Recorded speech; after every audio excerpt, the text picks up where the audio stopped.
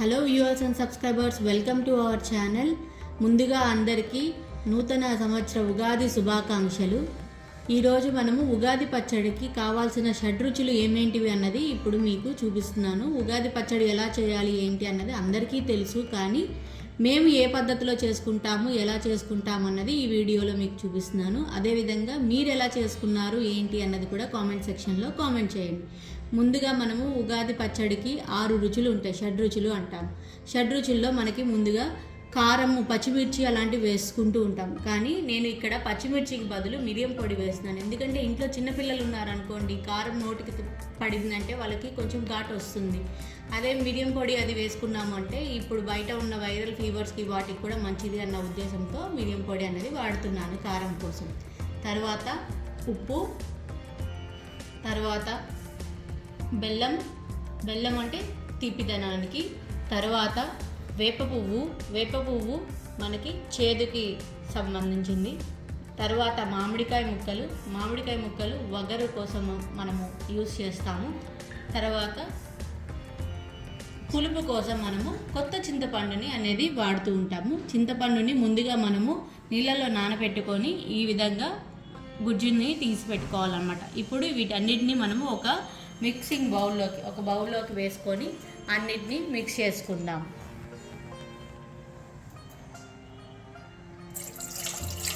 చింతపండు నీళ్ళు అనేది వేస్తున్నాను ఇప్పుడు నేను.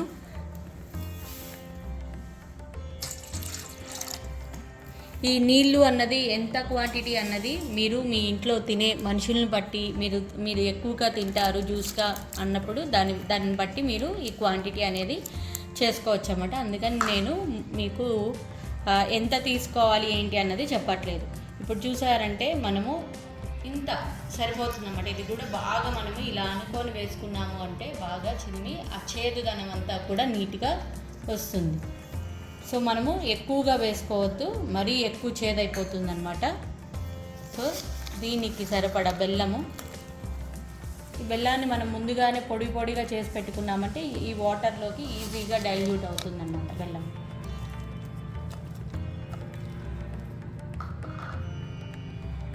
అదేవిధంగా మీకు ముందు చెప్పినట్టుగా ఉప్పు కొంచెము, మిరియం పొడి ఇది కూడా వేసేసుకొని ఇంకొంచెం నార్మల్ వాటర్ అనేది యాడ్ చేస్తున్నాను ఇక్కడ నేను. వేసిన తర్వాత ఇది అంతా కూడా మనము చేత్తో బాగా ఇలా కలపాలన్నమాట. సో మనకి ఆ షడ్రుచులు అనేవి నీట్గా ఈ వాటర్లోకి మొత్తం అన్నీ నీట్గా డైల్యూట్ అయిపోతూ ఉంటాయి అన్నమాట. ఇప్పుడు నార్మల్గా మనం ఇట్లా వేసేసి వదిలేసామంటే అవి ఆ వాటర్లో మిక్స్ అవ్వదు కదండి.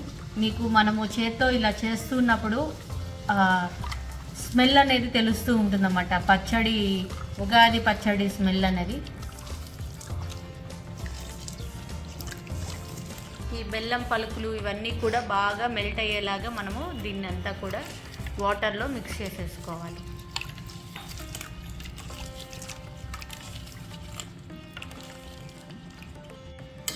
సో ఇప్పుడు చూసారంటే మనకి బెల్లం అంతా కూడా ఆల్మోస్ట్ దాదాపు మెల్ట్ అయిపోయింది. సో ఇదిగో చూస్తున్నారు కదా. సో ఇంతేనండి, ఉగాది పచ్చడి రెడీ అయిపోయింది. దీన్ని మీరు ఇంట్లో వాళ్ళందరూ దేవునికి నైవేద్యం పెట్టేసి ఇంట్లో వాళ్ళందరూ ఉగాది పచ్చడిని తీసుకొని ఉంటే సరిపోతుంది. మరొకసారి అందరికీ ఉగాది శుభాకాంక్షలు. Bye bye, have a nice day.